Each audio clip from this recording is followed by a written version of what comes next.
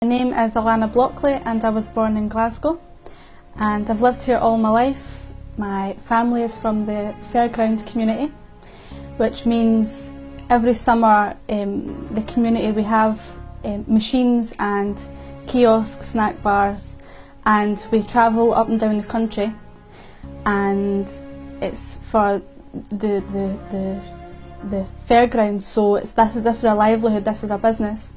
And my family stopped this when I was younger, and we've continued to have snack bars and kiosks for the past 20 years. So I just went to school during the winter months, and then at the summer I would help my mum and dad in their business, and there was no option of having a day lying in bed doing nothing. I was, had to go out and learn the family business and learn how the way the travelling life was. But as I grew older, I wanted to continue my education, so I stuck in at school.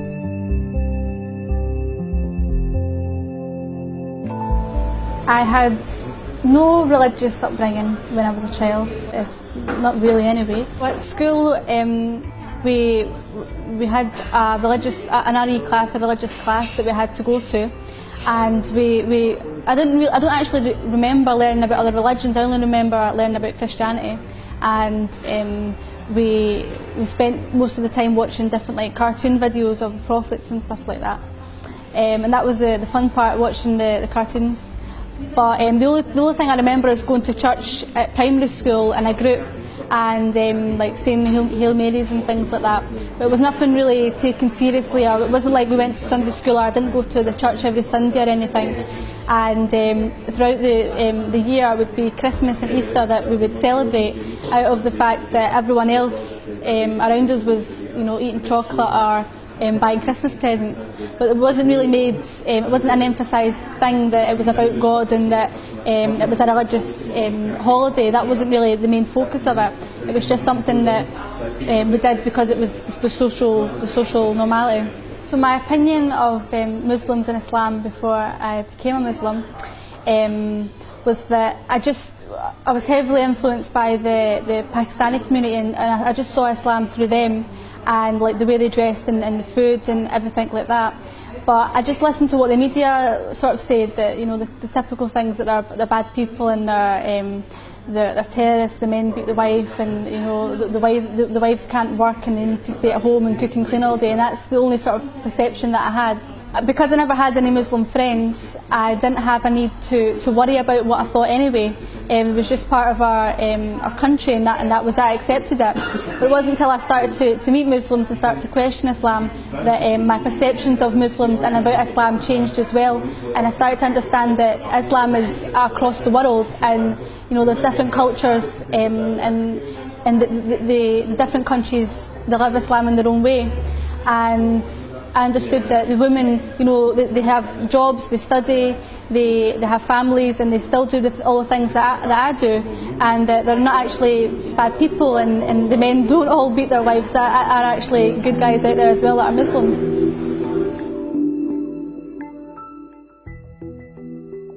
2.5 years ago, I was really fed up. I just finished college, and I was 18 and a half, and I was thinking, what do I want to do with my life? And I was struggling to figure out what type of career I wanted.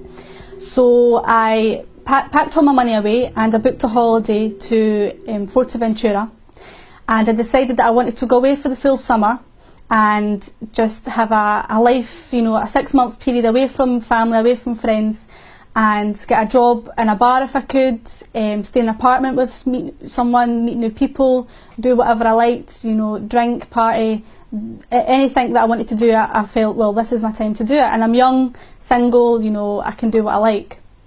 So that was the plan. And then leading up to the summer, a few things happened. The ash clouds came, and ended up with my cat. My cat had an operation, so it took all my savings away. So I couldn't, long story short, I couldn't go to Spain for 6 months. I could only go for 2 weeks. So I went over there for 2 weeks, and when I was over there was these Muslims that I met, and a lot of Moroccans are over there at the moment, and they started to explain to me that that they prayed and they didn't drink, and you know, and they did normal things. They liked, you know, films and going shopping, and I just never. I thought Muslims just stayed at home and cooked and cleaned, and that was all they did, and you know, the men, you know, went to the mosque and that was it. But I was shown this completely different side to what Muslims are, and you know, simple things like I went to the shop and I was given back more change than what I gave the woman, and my friend at the time said, you know, what are you doing? Like, that's wrong. You need to give the change, the money back. You've been given too much change. You know, you need to give that back and be honest. And it didn't occur to me that, yeah, that's actually the right thing to do. So just like even small things like courtesy and, you know, having respect and, you know, just small things that I've not been shown. I don't know if maybe it's a cultural thing, but I could definitely see over time that it was through religion that, you know, having patience, that things will work out. And like having a trust in God, that I'd never been shown that before. So that was my first encounter. And what confused me was, if these Muslims that I've met are so good, why is the world portraying Muslims as being the worst people in the world? I just didn't understand that. So it was from that moment when I went home, and I didn't have a holiday full of drinking wild parties. I went home sober. So I spent the next year studying Islam and went to different classes and got different books, not with the intention to convert, but just to understand the reasons why, you know, why is there good Muslims and why is there bad Muslims, and why is the media portraying all Muslims to be bad? And that was the thing that I wanted to find out more about.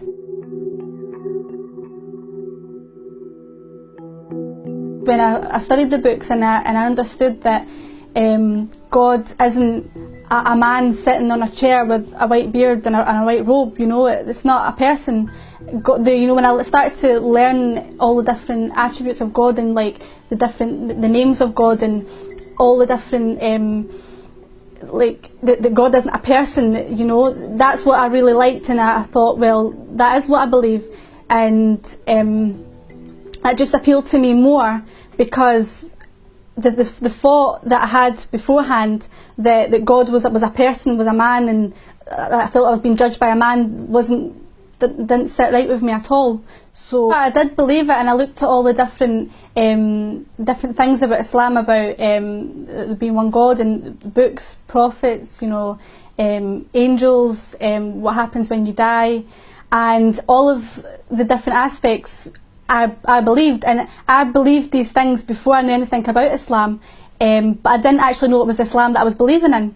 And the concept of like Jesus being the Son of God, that wasn't really it wasn't sitting right with me, because I felt a bit uncomfortable that about Jesus, about God having like a son and anything like that. So I was a bit I wasn't too sure about that, and that's why I didn't have a strong faith beforehand.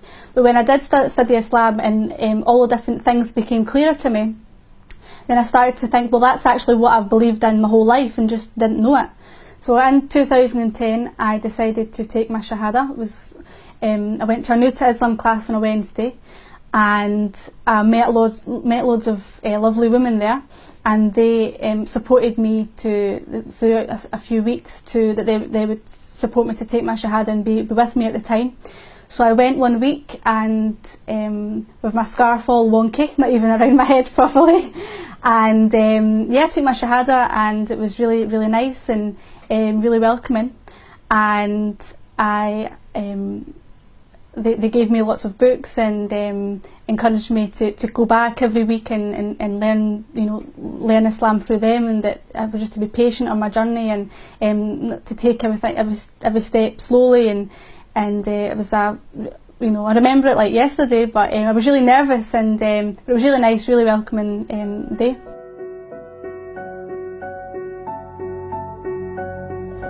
So after I took my Shahada, it was about a year and a half later that I actually told people. Only my Muslim friends knew that I was a Muslim. So it took me a full year to cut out alcohol and to start eating halal food. And then I told my parents, and I was really nervous for telling them. So just before Ramadan, I knew that if I was going to do it, I would lose weight, and it would be quite noticeable. And my family would, because they live so close to me, they would see that I'm not eating, and they would question what on earth I'm doing. So I came home from work one day and went and spoke to my mum and dad and said that there's something that I really needed to tell them. And they started to get really nervous because they didn't have a clue what I was going to say. And I told them, they says to me, "Are you pregnant, you know, or have you crashed your car or something like that?" And I says, "No, no." I says, "What actually is that I want to be a Muslim." And they was fine with that, completely fine, and they've adjusted really well. And you know, they've got used to seeing me wearing hijab and like even calling me a Muslim, so they're completely fine now. And my friends have been not too bad, but I think they've just had to adjust with the fact that I don't go out clubbing with them anymore. But the friends that mean the most to me, and the ones that truly are friends with me, I've still got, and it doesn't matter if I'm Muslim or not.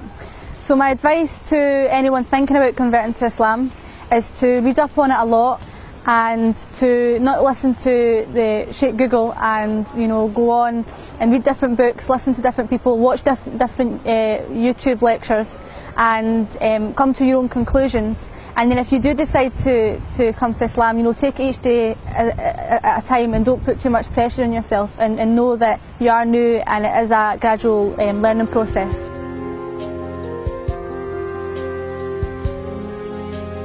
So to combat Islamophobia, in my opinion, through what I've learned so far, it's that Muslims, whether they're born or reverts, should definitely lead to show Islam through example, and shouldn't be all talk.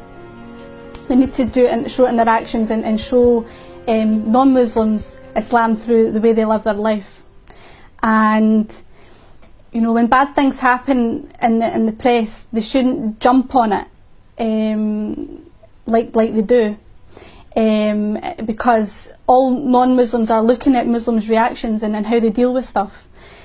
So I think as long as there's Muslims, when they're dealing with non-Muslims, that they're open and they're able to talk about their religion and make it adaptable, that Islam is for every individual, and you don't have to be an Arab to be a Muslim. That you can be a white British female and still be a Muslim. You just need to make certain adjustments and live it the way you know you can adapt your life to be like that. I didn't think 3 years ago that I'd be sitting here wearing a scarf, but I am.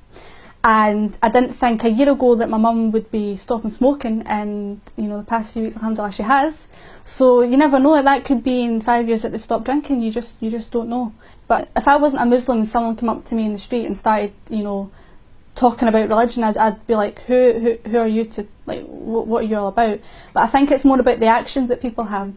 So like, we have got into these conversations about God and different things, but as far as I'm concerned, I'm their daughter, so I don't want to question them about certain things, because at the end of the day it's their decision, and they can only make that decision on their own. So as far as I'm concerned, I would rather not perfect myself, but you know, set a good example myself, and for them to see maybe not in a year, but maybe 2 or 3 years, and say, well, she's actually became a better person, but it's because of Islam that she's like that. But it certainly opened my mum and dad's perceptions of Islam. And you know, we all have, majority of people have this assumption that Muslims are this and Muslims are that, which is what I believed. But obviously now I'm a Muslim and I don't think like that. Not so long ago it was Islam Awareness Week in Scotland, and I was asked to give a talk. And I thought that would be a really, really good opportunity to bring them to Glasgow Central Mosque, because you know, we've always drove past it, but it's not something that they would think, oh, we're going to go in and have a tour of the mosque. So I brought them down, and I knew they was nervous. I knew they was thinking, oh, it'll be a bunch of terrorists in the back. You know, I knew they were not thinking like that, but thinking that, oh, there's going to be all these scary-looking guys with beards and stern faces and not being accepting, or not wanting, because my mum doesn't wear a scarf, and you know, and my mum was worried, what should I wear? Should I be covered up? Should I? And my dad's like, do I look okay? And I says, listen, don't worry. Like, you know, they're not gonna judge you or anything. It's an open day. It's to, you know, invite people and let people understand what Islam is. It's open for everyone, regardless of who you are. So when they went, I knew they felt really comfortable, and the exhibition that was on was beautiful, and it had a lot of history and a lot of stuff that my dad knew about Islam, and a lot of stuff that he didn't know, and the talks was lovely, and I think it really, you know, the Muslims that was there, they wasn't saying all Islamic terms and seeming really foreign and like as if they didn't understand them. There was really, you know, have the Glasgow slang and really approachable. And I think my mum and dad really appreciated that you can be a Muslim and still be, you know, fun. You know, you don't have to be a boring person because you're a Muslim and be all, you know, like preaching. It's not like that, you know. We're just normal people.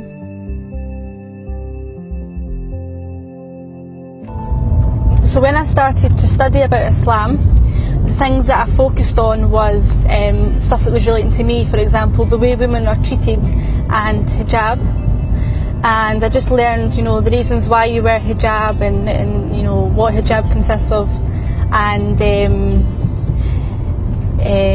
the role of the woman in like in the house and how she's to behave towards our husband and our friends and what our duty is, and that was the stuff that I focused on because that was the thing that I was unsure about and that I thought had a lot of misconceptions about, and that was the thing that I wanted to make clear of. If I'm going to be a Muslim, am I going to be expected to do certain things that maybe I don't agree with or what? So that's what I wanted to focus on and learn about. So when I was looking at, you know, religion and looking about, you know, following a religion and rather than just believing in God, what I noticed was that if you're a Christian, you know, for me all that consists of is you celebrating Christmas and Easter and you go to church on the Sunday. There's nothing more to it than that.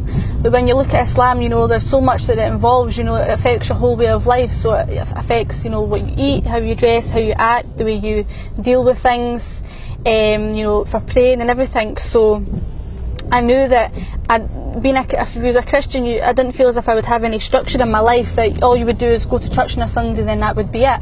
Whereas if you're a Muslim, you know, you need to pray 5 times a day.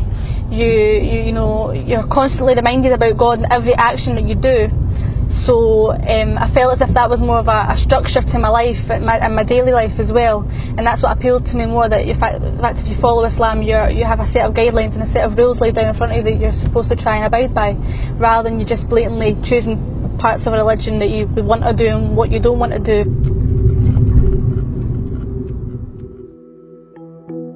Last Christmas, that was the first Christmas that I had when I converted. So the big question was, what are we going to do about Christmas?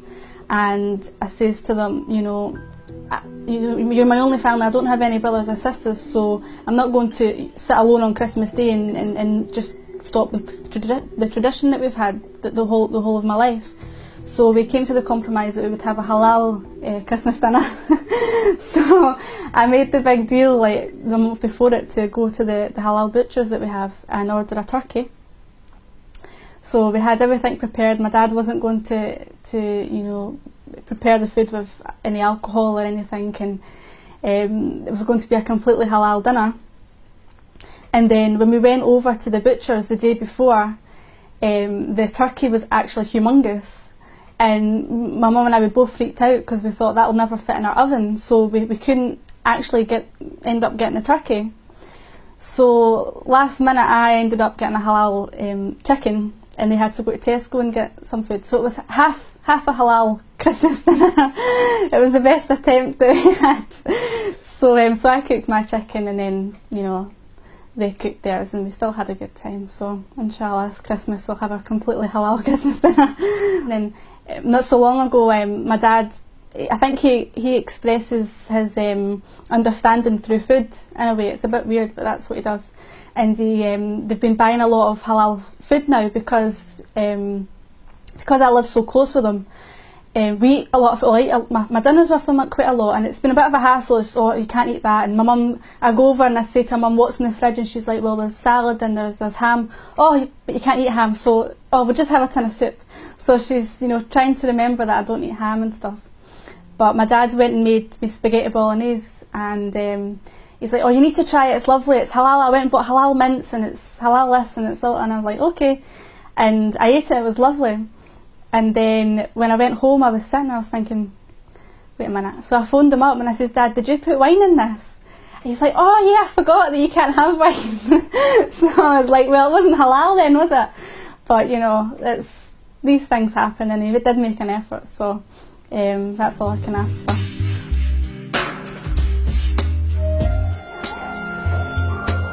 So my first encounter with the Quran was when I was given the Quran. It was a small one, but I didn't really look at it too much because I actually couldn't see the writing. It was that small. But my friend Safi and Gemma, they both chipped in and got me a lovely, a big massive Quran, and it had the English in it, the Arabic and the transliteration, so I'd be able to attempt to pronounce it. So they bought me that, and it was really nice, a really nice gift to be given from them. So the main reasons that I wanted to become a Muslim was because when I started to understand it and I started to realise that that's actually what I believed in, I felt that there was no need to hide that. You know, you can only live for so long and not come out to everyone and express that that's what you believe in. So I wanted to be a Muslim because it's actually what I believe is the truth. And also other aspects, for example, wearing hijab, I felt as if that's, you know, protected me in a way. I don't feel as if I need to live a lifestyle based on what other people assume, and that I can just live it the way I believe it should be done Islamically, and it's pleasing to God.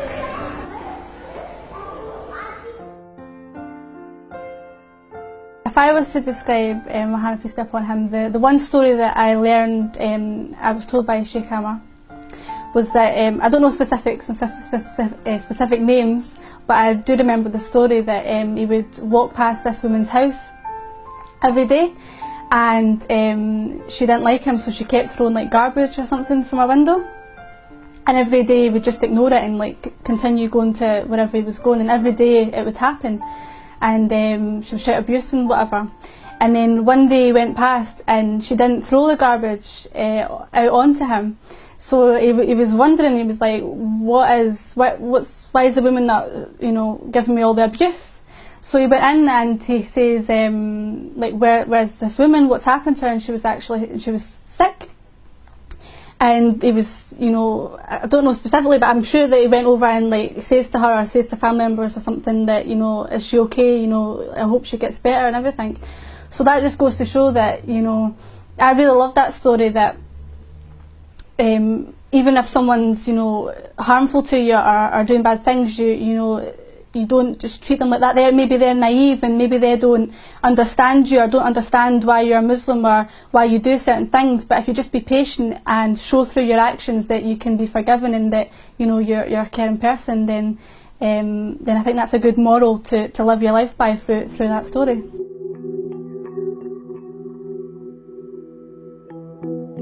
What Islam means to me is,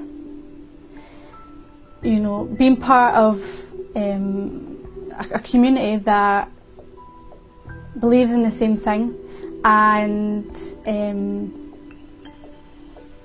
feeling at peace and feeling comfortable in knowing what you actually believe in, and knowing that you have a set of values that you want to live your life by, and sticking to that. So that's what I like about it. And I think if everyone, you know, made some changes in their life and came to Islam, then they would see over in the long run that it's actually a better way to live, and there's much better, you know, when you start to not to appreciate the materialistic things in life, and you come away from that, and you know, you start to value different things, you know, like family, for example. You know, having good relationships with your family, you start to appreciate the importance of that, and that's through Islam that you learn that. So